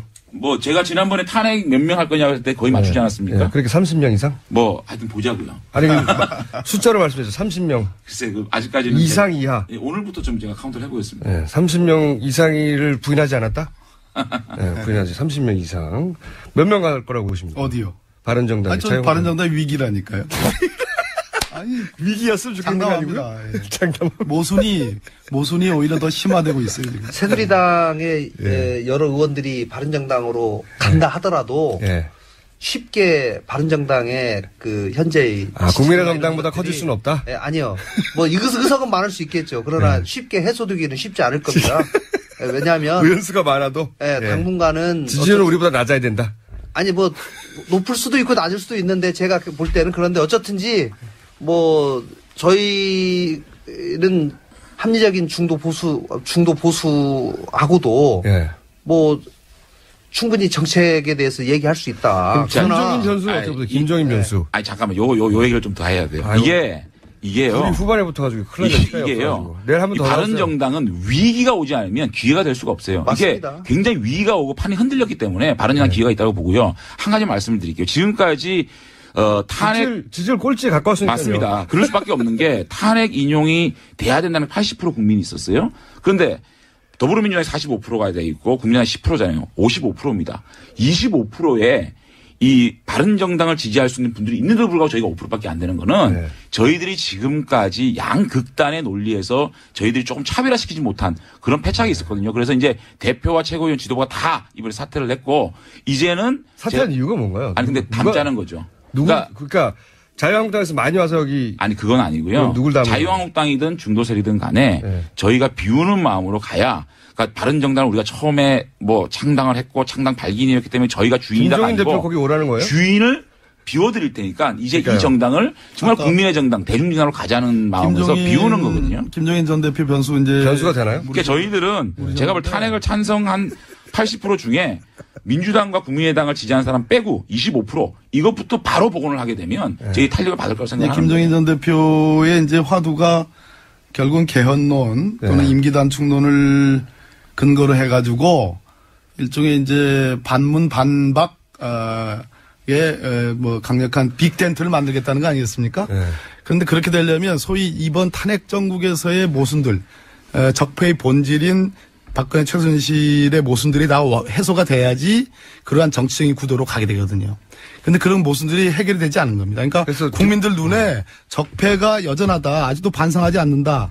그리고 검찰 수사가 남아있다. 저는 계속 탄핵 정국이라 보는 겁니다. 그러니까 적폐가 청산되지 않고서는 지금 말씀드리는 그 하시는 그런 정치 공학적인 그러한 배열들이 쉽지 않다라는 말씀입니다. 김종인 전 대표의 변수는 그다지 파괴력이 없을 것이다. 국민들 관심이 박근혜 대통령의 아주 일부 지지와 나머지 저분을 앞으로 어떻게 할 것인가에 대한 관심으로 남아있는데 개헌 얘기가 그렇게 말빨이 맥히겠습니까? 자, 김종인 전 대표에 대한 변수는 어떻게 보시고 국민의당에서는? 김종인 대표가 상당한 역할을 해서 나름 본인의 생각하는 개헌 문제라든가 경제민주화 문제를 제대로 실현해내시려면 본인이 킹이 되시겠다는 것을 접는 순간 그건 가능해진다고 직접 출마하실 것 같기도 한데요. 예, 그런데 본인이 직접 나서겠다, 대선 주자로 나서겠다고 하는 순간 굉장히 더 복잡해지고. 그러니까 안철수 전 대표를 도와야지 옆에서 본인이 직접 나가면 안 된다 이거죠.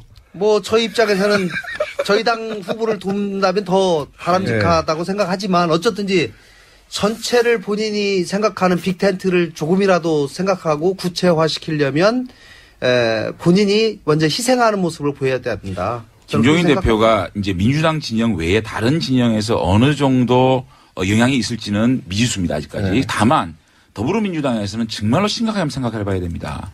김종인 대표가 경제민주화를 이루기 위해서 박근혜 대통령을 만들었습니다. 그럼에도 불구하고 박근혜 대통령께서 경제민주화를 이룰 의지가 없었기 때문에 더불어민주당을 도와서 그럼 더불어민주당에서 경제민주화를 실천해보겠다고 가셨지 않았습니까? 그리고 이번 20대 총선에서 김종인 대표의 역할을 또 역량 부정할 수가 없지 않습니까? 다른 정당을 오시는군요. 잠깐만요. 그럼에도 불구하고 더불어민주당에서 경제민주화의 의지가 없다고 생각이 나온 거 아닙니까? 그것도 국회의원을 내려놓고 나왔거든요. 그 부분에서 더불어민주당에 대한 타격은 불가피할 거라고 보고 다만 이 경제민주화는 상징성을 가진 분위기고 대한민국이 앞으로 가야 될 경제가 좀 더 공정하고 좀 더 우리 국민들의 어떤 양극화를 해소해야 된다는 측면에서는 이분이 가진 파괴력은 분명히 존재하는데 이것을 어떻게 이것이 정말로 국민적인 어떤 그 역할을 할 것이냐에 대해서는 조금 의문이 있지만 더불어민주당은 진짜 심각하게 한번 생각할 필요가 있다 생각합니다. 더불어민주당 걱정하시기에는 지금 바른정당이 너무 급하고요. 그러니까 제가 궁금한 건 혹시 자유한국당에서 나온 분들하고 바른당하고 김종인 전 대표를 중심으로 해서 어떤 재편이나 김종인 전 대표를 후보로 낸다든가 이런. 아니요, 그거는 이렇게 봐야 될 거예요. 저희들이 공학적으로 자유한국당 의원들 일부와 또 김종인 대표로 상징되는 이 세력과 이게 무슨 꼭 대통령 선거에서 이기기 위한 텐트 이런 걸 보다는 경제민주화라는 가치 또 이번에 국정농단이 벌어지는 데 있어서 그야말로 권력이 집중된 부분 물론 그것이 이번 국정농단 사태의 본질은 아니라고 생각합니다. 다만 어떤 제도적 차원에서 이걸 보완해야 될 부분이 있다면 권력구조 개편에 대한 개헌론 이런 것들에 대해서 가치 연대로 묶어낼 수 있다면 대통령 선거의 승리와 실패를 떠나서 굉장히 가치 있는 하나의 새로운 이념을 초월한 새로운 어떤 그런 지대 연대가 만들어지면 이것이 협치고 연정이라고 저는 생각이 들기 때문에 이것도 아주 가치 있는 일이라고 저는 생각합니다. 그러면 단답형을 여쭤볼게요. 김종인 전 대표 대선 출마합니까? 바른정당에도 보시고. 아직까지 모르겠습니다. 바른정당은 어떻게 판단하고 있어요? 제가 알지를 못합니다. 그 부분에 대해서. 바른정당하고 사이가 안 좋으세요 지금? 당은. 글쎄, 근데 제가 제 입장에서 어떻게 가보가는 대선 출마 가능성이 있긴 있다고 보시죠? 있다고 봅니다. 그렇죠. 어떻게 보세요? 네, 출마 안 할 도리가 없을 것이죠. 안 할 도리가 없다. 저는 본인은 해설 안 된다? 아니요, 본인은 굉장히 출마하고는 싶을 텐데 여건상 결국은 저는 못할 거라고. 자, 마지막 질문인데 이거 아무래도 고정 코너로 만들어야 될 것 같은 생각이 드는데 이 세 분 대선 전국 2달 동안 앞으로 이 대선 전국에서 바른정당의 전략은 뭔가요? 간단하게 각 정당의 전략을. 저희 바른정당은 결국은 이게 무슨 대통령 선거의 승패에 너무 무게를 두면 안 된다. 승패 무게를 두면. 정말 왜냐면요. 승패 무게를 둬야 되는 거 아닙니까? 근데요. 그거는 사실은 민주주의라는 게 잘못했으면 바뀌는 게 맞거든요. 그거를 우리가 국민들의 어떤 시민의 좀 인정하는 가운데서 정말 보수가 가야 될 길을 국민들에게 오롯이 제시하는 거.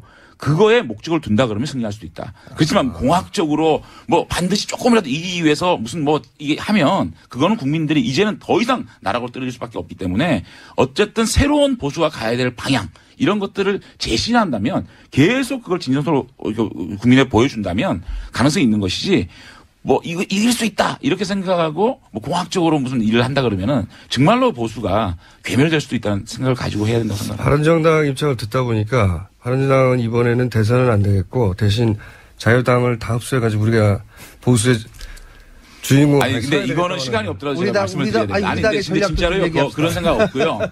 저희는 그런 진정성을 가질 때 승리할 수 있는 거지 승리할 수 있다라고 생각하고 덤비면은 이거는 본질이 아니라고 생각해요. 자, 지지율이 너무 낮으니까요, 지금은. 국민의당은 창당 정신으로 돌아가야한다고 생각합니다. 저희는. 창당 정신. 네, 작년 4.13 총선에서 보여줬던 국민들의 그 바램 지지의 이유. 그것이 결국은 양극단의 정치를 지향하고 제대로 된 대안 있는 정치를 하고 협치를 하라는 국민들의 뜻이라고 생각하기 때문에 그 창당 정신으로 저희가 돌아가서 다시 국민들께 밑바닥에서부터 열심히 한다면 저에게도 충분히 기회가 올 수 있다라고 생각합니다. 더불어민주당은 여유가 넘칩니까? 아닙니다. 그렇지 않습니다. 절대 그렇지 않고 사실 박근혜 대통령이 지금 나오시면서 어떠한 제스처와 어떠한 이미지를 국민에게 주느냐가 사실 중요한 대목이었는데 모순이 아직 해소되지 않았다. 이 얘기는 뭐냐면 적폐청산에서 정의를 어느 정도 회복하는 데는 헌재의 탄핵 결정으로 기여를 했지만 적폐의 근원적인 원인, 문화와 제도를 개선하고 궁극적으로 그것이 국민의 이익이 된다는 것. 예를 들어 적폐를 청산하는 것이 일자리 창출과 연결되어 있습니다. 이렇게 얘기하면 지금은 국민들이 무슨 소리야 잘 모르겠는데 이럴지 모릅니다. 그러나 적폐 청산이 사실은 경제 회복과 민생을 살리는 데에 연결이 돼 있다는 말씀을 드리고 그런 쪽에 더불어민주당은 갈 거다 이런 말씀 드리겠습니다. 더불어민주당은 굉장히 여유가 있으시고. 그렇지 않습니다. 지지율 다 합쳐봐라. 우리 반도 안 되지 이런. 김어준 총재님, 김어순이라고 할 뻔했어요. 이런 표정이시고 저희가 이거 굉장히 재밌는데요, 의외로. 저희가 만약에 고정 코너 하시면 나오실 걸로 알고 그러면. 자, 지금까지 탄핵소추위원분들입니다, 다. 네, 박범계 의원, 김건영 의원, 장제원 의원 세 분과 함께했습니다. 감사합니다. 고맙습니다. 네, 고맙습니다. 사회적 적폐를 청산하는 첫 번째 출발점은요, 검찰과 언론을 개혁하는 것입니다. 검찰과 언론이 바로 서야 대한민국이 바로 섭니다. 검찰의 인사권, 공영언론사 사장의 인사권을 누구에게 맡겼습니까? 대통령과 일부 정치인들에게 맡겼습니다. 그 결과 어떻게 됐습니까? 검찰과 언론이 자기 주인을 알아보지 못하고 엉뚱한 사람들의 충견 노릇을 한 것입니다. 앞으로 언론과 검찰의 인사권을 국민에게 돌려줘라. 왜 그렇게 못합니까? 대통령도요, 우리 국민들이 뽑습니다. 그런데 검찰총장 왜 국민들이 못 뽑습니까? 공영언론사 사장 왜 국민들이 못 뽑습니까? 국민들이 그들을 뽑을 때 그들이 국민들의 눈치를 보게 돼 있습니다. 국민의 것은 국민에게 돌려줍시다. 고맙습니다. 네, 방금 들으신 연설 내용은 지난 토요일 광화문에 서 있었던 촛불 집회 무대에서의 MBC 이용마 해직 기자의 표현이었습니다. 공영방송을 다시 국민의 품으로. 네, 굉장히 중요한 문제죠. 자, 오늘 굉장히 문자가 많았습니다. 각 의원님들의 팬클럽이 따로 존재하는군요. 네. 그 중에서 저희 눈에 띈 것은 불만입니다, 불만. 네. 왜 전 국민이 듣는데 서울 날씨만 알려줍니까? 네. 저희가 말이죠, 말타 날씨나 폴란드 날씨, 플로리다 날씨 막 알려드려야 돼요. 그래서 불가능하다. 전 세계에서 다 듣고 있기 때문에. 자, 그리고 이정미 권한대행 헤어롤 관련해서 한 개 1,000원이 아니라 1,000원에 두세 개 하는 가장 저렴한 제품이라고. 네. 자, 이정미 권한대행 오늘 퇴임하죠. 제 생각에는 고맙다고 꽃다발 정도 헌재로 보내면 좋을 것 같습니다. 네. 큰 역할 하셨죠. 여기까지 하겠습니다. 자, 르몽드 디플로마티크. 한때 편집장, 현재 편집위원, 사단법인 인문결연구소 소장. 이렇게 소개 말이 긴 분들이 대부분 바쁘지 않아요. 임장원 의원 나오셨습니다. 안녕하십니까? 네, 안녕하세요. 네, 안 바쁘시죠? 지금 밤새서 눈 부은 거 안 보이세요? 안 보입니다. 자, 저희가 외신을 통해서 국내 현안들을 짚어보는데, 이 탄핵, 인용된 거는, 이게 전 세계적인 뉴스가 맞거든요. 네, 그렇죠. 대통령이 탄핵되는 거는 전 세계적으로 드문 일이기 때문에, 전 세계 탑뉴스였어요, 실제. 그렇죠. 몇 개만 뽑아드려도 네. 굉장히 이제 많습니다만은, 주로 이제 미국 뉴스가 많이 들어와 있습니다. CNN 같은 경우에 이제 실시간 방송도 했고, 홈페이지 기사 제목 자체가 이제 박아웃 이제 많이들 보셨을 겁니다. 우리나라 언론에도 소개가 돼 있었는데, 이제 아주 정말 간단하면서도 정말 명료한 그런 제목 아니었습니까? 한국 역사상 처음으로 탄핵당했다. 한국 대통령이. 한국은 61년 내에 대통령 선거를 치르게 됐다. 이런 내용. 그다음에 뉴욕타임스 신문 같은 경우도 한국의 첫 여성 대통령, 냉전 시대 군부 독재자의 딸인 박근혜 전 대통령이 보수 기득권의 아이콘이었다. 이런 표현이 나왔고요. AP통신 같은 경우에 또 역시 마찬가지입니다. 한국의 첫 여성 대통령이 아주 기가 막힌 몰락이었다. 2012년 대선에서 아버지에 대한 보수의 향수 속에 승리한 독재자의 딸이 스캔들 속에 물러나게 됐다. 이런 내용이 있었습니다. 그 외에 다른 나라 같은 경우는 영국의 로이터 통신도 있었습니다. 한국의 헌법재판소가 만장일치로 박근혜 대통령의 탄핵을 결정했다. 그 이후로는 대기업들과 관련된 뇌물 스캔들이 박 대통령에 연루된 점을 지적을 했다. 기타 그런 내용도 있습니다. 재미있는 거는 이제 종이 신문도 그렇습니다만은 인터넷상에 이제 이런 기사들이 실리면서 영국의 가디언지 같은 경우에 인터넷 이제 기사가 나오면 댓글들이 있지 않습니까? 그 댓글 중에 하나 재미있는 게 다음은 미국 차례다. 아니 실제로 저도 이 기사들 보면서 이제 댓글들 잘 봤는데 SNS 네. 반응이나 미국에서는 부럽다는 반응이 되게 많아요. 한국도 할 수 있는데 우리도 할 수 있다 이런 거 있잖아요. 네. 우리가 수십 년 동안 미국을 바라보면 미국을 이제 민주주의의 우리 교과서처럼 여겨왔는데 네. 거꾸로 외신 반응, BBC도 그런 반응이 있었는데 이 양반들이 보기에 영어로 다 읽으신 거예요?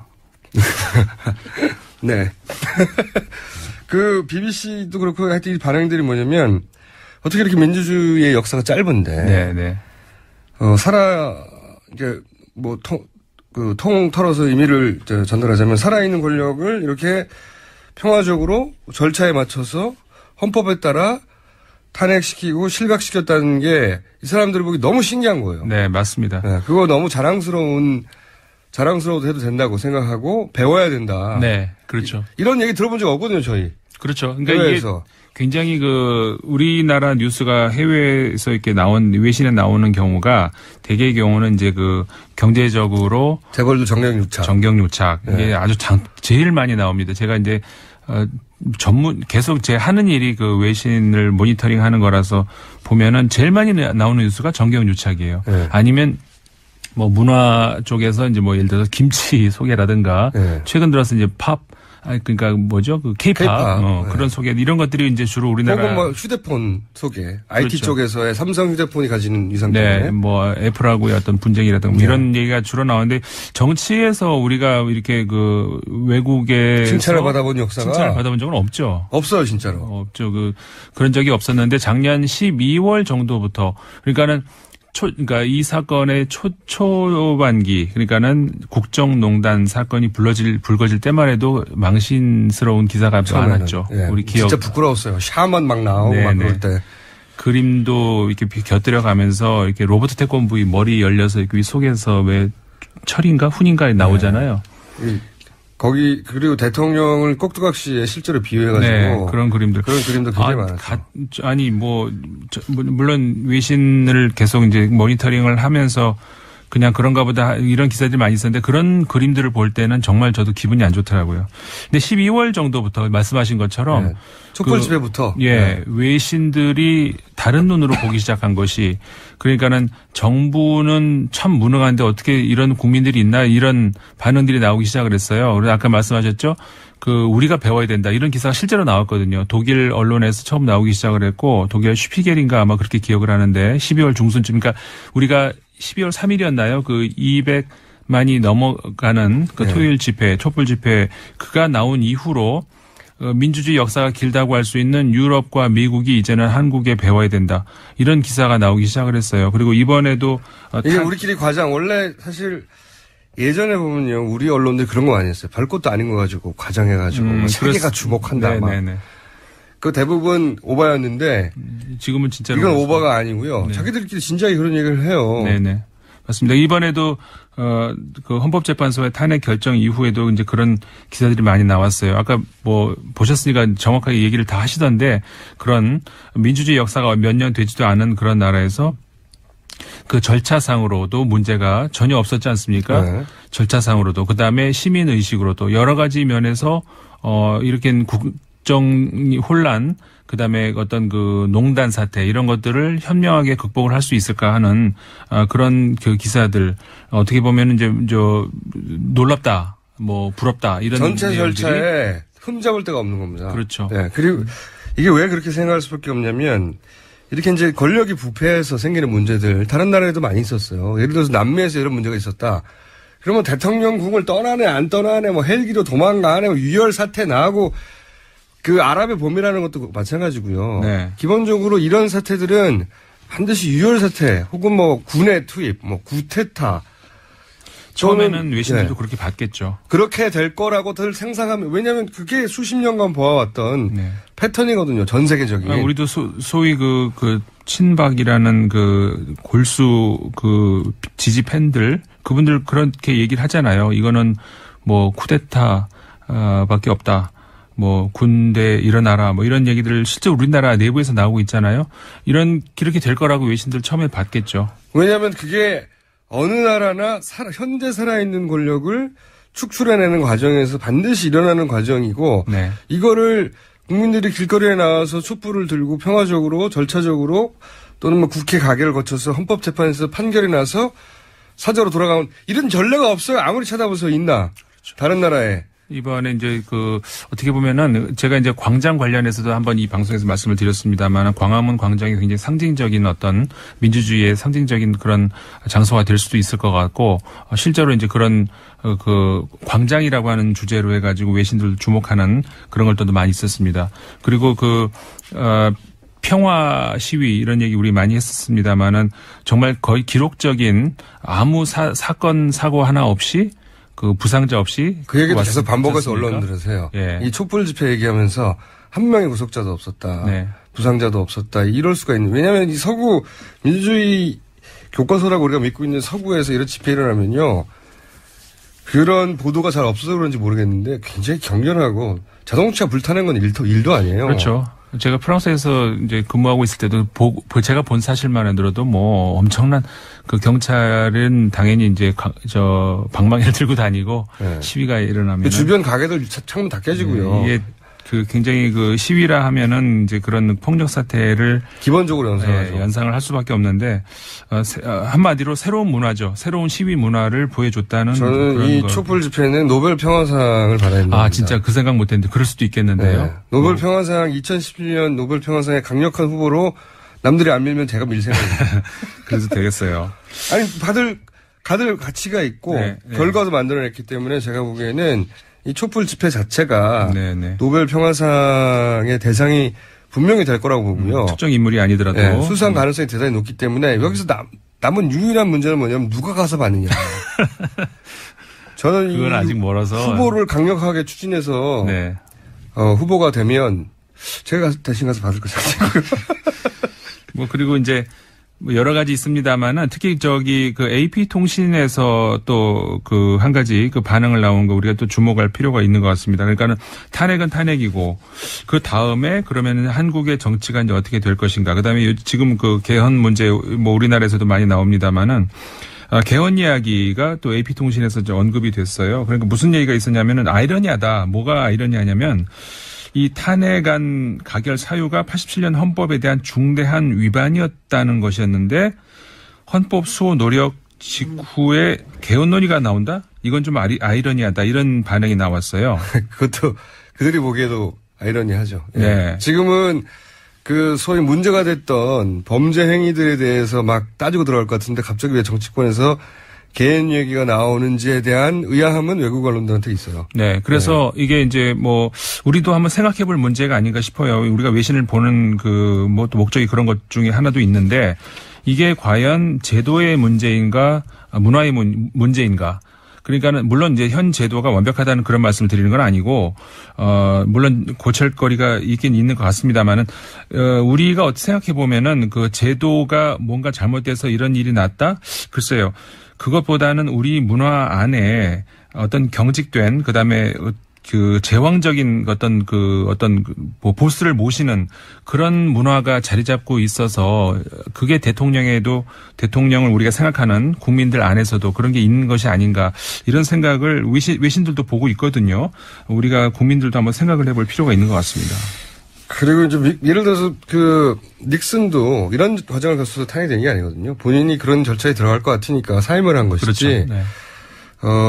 이런 전례는 정말 찾기 어렵고 앞으로도 계속 회자될 것이고 노벨 평화상 받아야 된다고 보고 좀 재밌었던 것은 일본의 반응이에요. 네. 일본의 반응은 어떻게 이게 가능하지?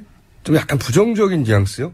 네. 왜냐하면 일본의 방송들은 보니까 탄핵이 기각될 거라고 생각하고 있더라고요. 기각되었으면 좋겠다 싶은 마음이 반영된 건지 일본에서 불가능하지 않습니까, 이게? 그러니까 전 두 가지로 볼 수 있을 것 같아요. 일본 사회 같은 경우가 일단은 시민사회라고 할 수 있는 어떤 그런 운동이 우리나라보다 적죠. 그러다 보니까 네. 전체적으로 사회가 이제 우리나라보다 보수화됐고. 예. 네. 좋게 말하면 안정적인 건데 이게 좋게 볼 만한 것은 아닌 게 사회가 변화가 없는 거죠. 그래서 이제 그런 면도 있고. 그다음에 또 하나 현실적으로 정치적으로 만약에 이제 한국의 정부가 바뀐다던가 정권이 바뀌었을 때 다시 시작해야 되는 일본 입장에서는 그렇죠. 현 정부 입장에서 보자면 안 좋은 상대가 될 수도 있는 그렇죠. 거죠, 파트너가. 자, 네.